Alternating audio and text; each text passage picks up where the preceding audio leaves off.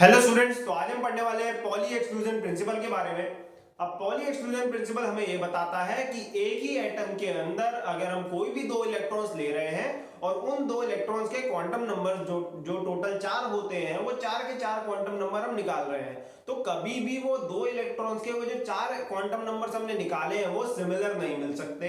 हो सकता है वहां पर तीन क्वांटम नंबर सिमिलर मिले, पर वहां पर चौथा हमारा जो क्वांटम नंबर होगा वो सिमिलर नहीं होगा।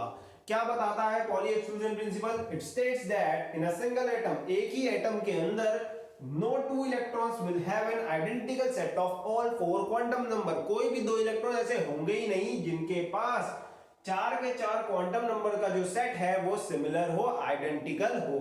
अब यहाँ पर चार क्वांटम नंबर्स हमारे क्या होते हैं? एक होता है हमारा n प्रिंसिपल क्वांटम नंबर, एक होता है हमारा l, ठीक है, एजीमुथुअल क्वांटम नंबर, और एक होता है हमारा ml मैग्नेटिक क्वांटम नंबर, और एक होता है हमारा ms स्पिन क्वांटम नंबर। आपको ये सारे क्वांटम नंबर्स पता होंगे, एक बार मैं इनको बता भी देता हूं। प्रिंसिपल क्वांटम नंबर की जो वैल्यू होती है वो क्या हो सकती है? 1 2 3 4 5 6, कुछ भी हो सकती है, इंफिनिटी तक भी जा सकती है n की value. This is our principal quantum number. अब आते हैं l एजीमुथुअल क्वांटम नंबर की जो वैल्यू होती है वो कहां से कहां तक जा सकती है? l की वैल्यू 0 से शुरू होती है और कहां तक जा सकती है? n-1 तक जा सकती है। जो भी आपकी n वैल्यू है उसके हिसाब से n-1 तक जाती है। ml की वैल्यू क्या होती है? ml की वैल्यू कहां से तक जा सकती है? ये हमारी प्लस L2 माइनस L जा सकती है, या माइनस L2 प्लस L, ऐसे बोल सकते हैं। प्लस L से माइनस L तक ये जा सकती है। फिर यहीं पे ms स्पिन क्वांटम नंबर। अब स्पिन क्वांटम नंबर जो होता है वो दो ही हो सकते हैं, एक होता है प्लस हाफ और एक होता है हमारा माइनस हाफ। ठीक है, एक होता है हमारा प्लस हाफ और एक होता है हमारा माइनस हाफ। ठीक है, प्लस हाफ दिखाता है कि इलेक्ट्रॉन क्लॉकवाइज स्पिन कर रहा है। आपकी जो मर्जी, दोनों में से अगर आपकी मर्जी है क्लॉकवाइज को माइनस हाफ दिखाना तो वो भी दिखा सकते हो। ठीक है, दोनों में से कोई भी मान सकते हैं हम। ये क्लॉकवाइज दिखा रहा है प्लस हाफ, तो ये माइनस हाफ क्या दिखा रहा होगा? एंटी क्लॉकवाइज स्पिन दिखा रहा है कि इलेक्ट्रॉन क्लॉकवाइज स्पिन कर रहा है, तो उसका जो स्पिन क्वांटम नंबर है वो प्लस हाफ आ रहा होगा। अगर वो एंटी क्लॉकवाइज स्पिन कर रहा है तो माइनस हाफ आ रहा होगा। ठीक है, क्लॉकवाइज में प्लस हाफ ले रहे हो तो एंटी क्लॉकवाइज में माइनस हाफ हो जाएगा। क्लियर? अब जैसे कि हमारी ये वैल्यूज हमें पता लग गई, ऐसे निकालनी है, तो यहाँ पर निकाल के देखते हैं किसी की। उससे पहले एक चीज और आपको पता होगी कि L की value S P D F के लिए क्या होती है?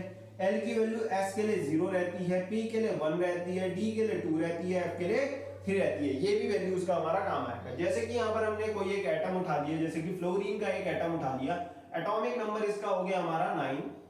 अगर इसकी कॉन्फ़िगरेशन करें तो 1s2 2s2, बचे कितने इलेक्ट्रॉन? 5, तो 2p5। ठीक है, 1s2 2s2 2p5। अब यहाँ पर इसको अगर हम दिखाएं ऑर्बिटल्स के अंदर, इसके सबशेल दिखाएं, s का सबशेल में दो इलेक्ट्रॉन है, एक ऐसे और दूसरा ऐसे फिल हुआ होगा। ये ऐसे, ये 2s का सबशेल के अंदर दो इलेक्ट्रॉन है, एक ऊपर एक नीचे, ऐसे दिखा सकते हैं। फिर ऐसे ही p का सबशेल है, p के सबशेल के अंदर कितने ऑर्बिटल्स आते हैं? टोटल 3 ऑर्बिटल्स आते हैं, दिखा दिया हमने 3 ऑर्बिटल्स। अब इसके पास टोटल 5 इलेक्ट्रॉन है। 5 इलेक्ट्रॉन की कैसे फिलिंग करनी है? हंट्स रूल आपने पढ़ा ही होगा उस हिसाब से। ठीक है, अगर हंट्स रूल नहीं पढ़ा है तो मेरे चैनल पर हंट्स रूल की वीडियो है, वहां जाके आप देख सकते हैं। ठीक है, बाकी उसकी मैं जो लिंक होगा वो डिस्क्रिप्शन में डाल दूंगा। तो यहाँ पर पहला इलेक्ट्रॉन ऐसे डाल दिया, फिर दूसरा, फिर तीसरा। जब तक सारे ऑर्बिटल सिंगली ऑक्यूपाइड नहीं हो जाते तब तक पेयरिंग नहीं करनी हंट्स रूल के हिसाब से। तो पहला, दूसरा, तीसरा, 3 इलेक्ट्रॉन हो गए, चौथा इलेक्ट्रॉन यहाँ आ गया और पांचवा यहाँ आ गया। क्लियर? हमने इलेक्ट्रॉन की फिलिंग कर दी। अब यहाँ पर हमें पढ़ना है पॉली एक्सक्लूजन प्रिंसिपल। अब पॉली एक्सक्लूजन प्रिंसिपल पढ़ना है तो एक सिंगल एटम लिया। अब हम क्या कर रहे हैं? उस सिंगल एटम के भी सेम ऑर्बिटल में जा रहे हैं। जैसे कि मैं इसी ऑर्बिटल को अगर देखूं, ये एक ही ऑर्बिटल है। कितना ऑर्बिटल है? एक ही ऑर्बिटल है। इसी ऑर्बिटल के दोनों इलेक्ट्रॉन्स को देखेंगे। इस ऑर्बिटल के दो इलेक्ट्रॉन है, ठीक है, एक इलेक्ट्रॉन ऐसा वाला है और एक इलेक्ट्रॉन जो है वो ऐसा वाला है। ये दो इलेक्ट्रॉन्स दिख रहे हैं। इस वाले इलेक्ट्रॉन के क्वांटम नंबर्स 4 के 4 निकालेंगे और इस वाले इलेक्ट्रॉन के भी 4 के 4 क्वांटम नंबर्स हम निकालने वाले हैं। निकालते हैं। सबसे पहले ये कौन सा है? 2p का है। 2p का है मतलब n की वैल्यू क्या होगी? यहाँ पर 2 होगी। n की वैल्यू यहाँ पर 2 होगी, इसके लिए भी n की वैल्यू 2 ही होगी। क्लियर? ठीक है। फिर कौन सा है? p है। p के लिए l की वैल्यू क्या रहती है? p के लिए l की वैल्यू 1 रहती है। तो L की वैल्यू 1 हो गई, इसके लिए भी L की वैल्यू 1 हो गई, ठीक है। फिर आता है ml की वैल्यू, ml की वैल्यूज के लिए आपको क्या बताया गया है, ml की वैल्यूज जो होती है हमारी प्लस L2 माइनस L रहती है, ठीक है। तो यहां पर ml की वैल्यूज हो सकती थी +1 0 -1, ठीक है, +1 0 -1। इस वाले ऑर्बिटल के लिए जो ml वैल्यू होगी वो +1 होगी, ये 0 होगी और ये -1 होगी।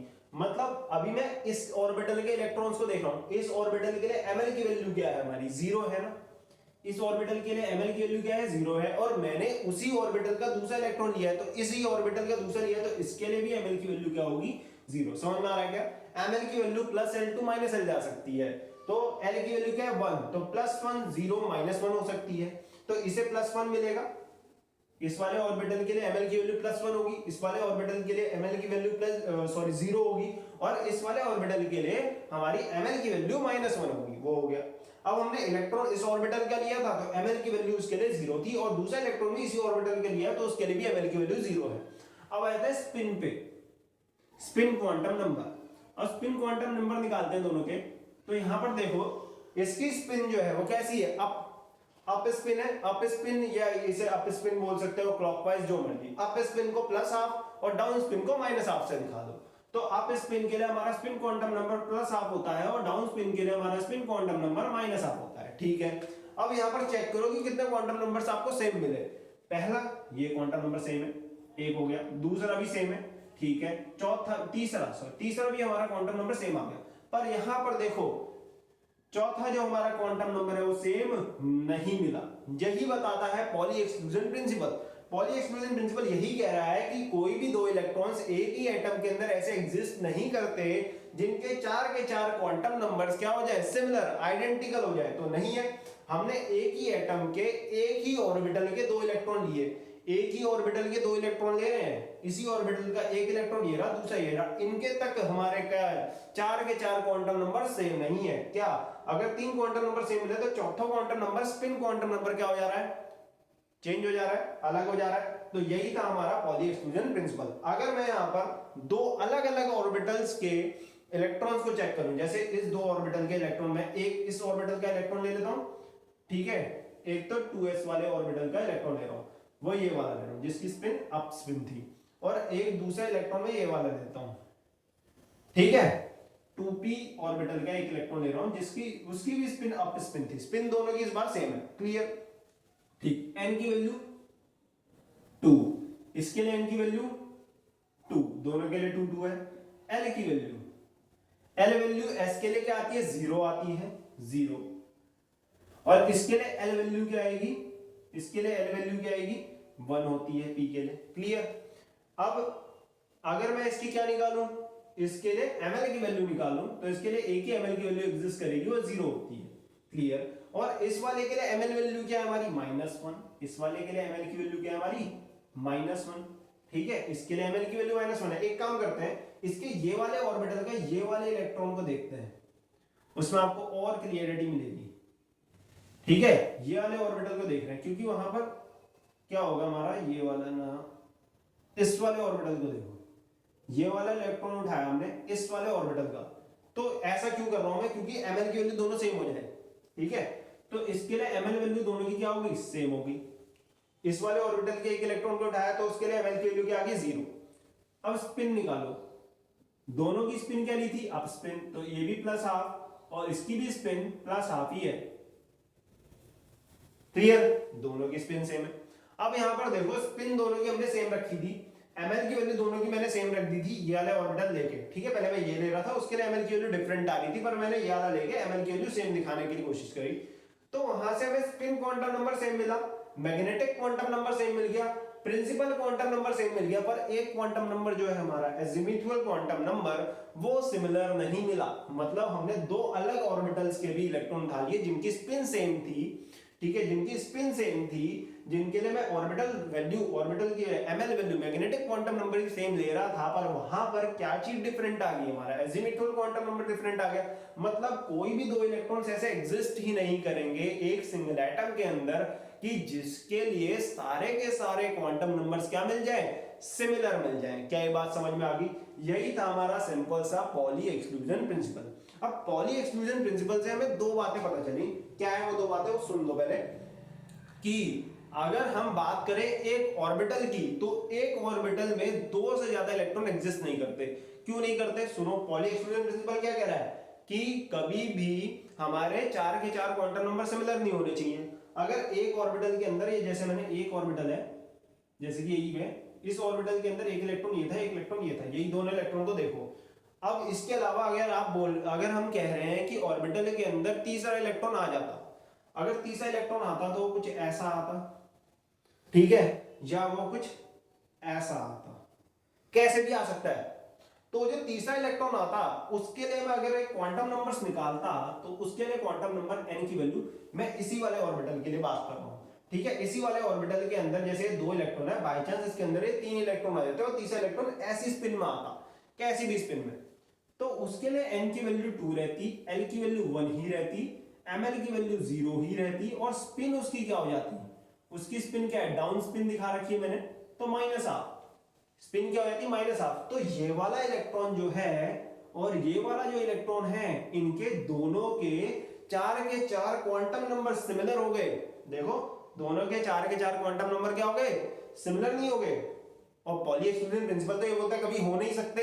इसका मतलब अगर इनके सिमिलर हो गए हैं, और पॉली एक्सक्लूजन प्रिंसिपल तो बोलता है हो ही नहीं सकते, इसका मतलब ये तीसरा इलेक्ट्रॉन एग्जिस्ट ही नहीं कर सकता, तीसरा इलेक्ट्रॉन आ ही नहीं सकता। किसके अंदर, एक ऑर्बिटल के अंदर, क्योंकि अगर वो तीसरा इलेक्ट्रॉन आता तो दो इलेक्ट्रॉन्स के, एक ही एटम के अंदर दो इलेक्ट्रॉन्स के क्या सेम हो जाते, चार के चार क्वांटम नंबर सेम हो जाते, जो कि हो नहीं सकते पॉली एक्सक्लूजन प्रिंसिपल के हिसाब से। तो इसके हिसाब से एक ऑर्बिटल के अंदर मैक्सिमम टू मैक्सिमम दो इलेक्ट्रॉन के अलावा कोई दूसरा तीसरा इलेक्ट्रॉन नहीं आ सकता। क्या ये बात समझ में आ गई?